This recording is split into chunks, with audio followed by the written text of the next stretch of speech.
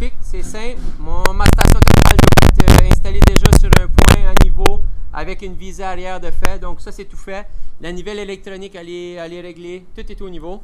Puis je vais mesurer la hauteur du réflecteur aussi. Donc le réflecteur qui est sur ma canne à prisme, c'est à partir du bas de la pointe jusqu'au centre du triangle jaune ici. C'est important de bien avoir enfoncé le triangle pour la visée et de ne pas l'avoir mis sur le côté des gros triangles. C'est vraiment les petits triangles qui nous intéressent. L'autre chose, lorsque vous faites ça, assurez-vous que votre plaque est bien entrée dans les encoches. Puis lorsque votre mesure est prise, vous allez l'entrer dans votre carnet de notes. Donc écrivez si j'ai une mesure que j'ai déjà notée,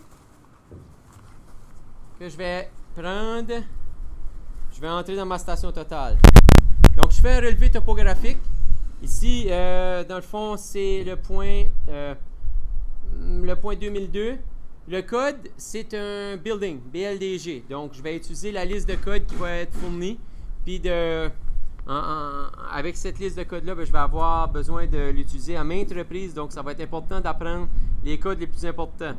Partant du centre-ligne qui est CL à une ligne d'arbre qui est TLINE, T-line, ou un fire hydrant. Donc ici, mon code est entré. La hauteur de ma canne à prisme, je l'entre. OK, parfait.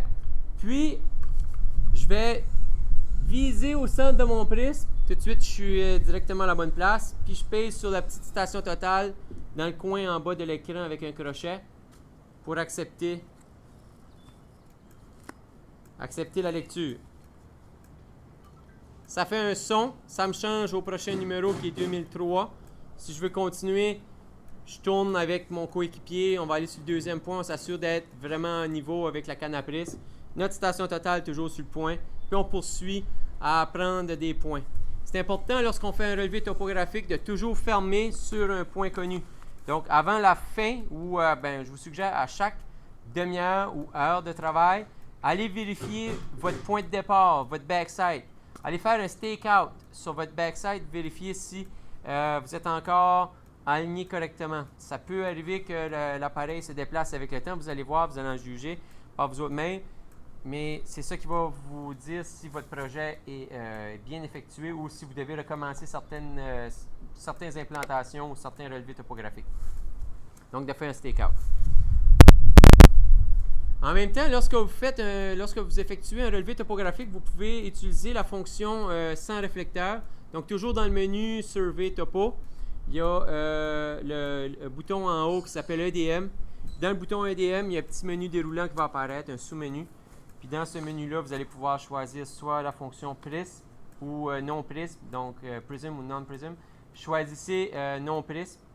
Puis vous allez pouvoir prendre une lecture directement sur un coin de bâtiment sans avoir à y aller avec une autre personne ou la canne à prisme. La précision laisse, écoute, c'est pas précis comme avec le prisme, mais c'est certain que ça peut être utile pour vous autres si vous devez prendre quelque chose en hauteur ou si quelque chose en passant, juste vérifier vite pour effectuer un petit dessin, là, un petit sketch. Vous allez sauver du temps si jamais vous êtes seul aussi. Donc la fonction EDM. Par contre, lorsque vous utilisez la fonction non prisme, je vous demande à chaque fois, avant de fermer, de quitter la fonction EDM, donc de changer à la fonction prisme, et puis de fermer la station totale en ayant fait ça d'abord, parce que la prochaine fois, le prochain utilisateur pourrait avoir des erreurs en lien de est-ce que la fonction prisme ou non prisme. Okay? Donc, toujours revenir à la fonction de l'utilisation conventionnelle, l'utilisation du prisme avant de compléter lorsque vous utilisez la fonction EDM.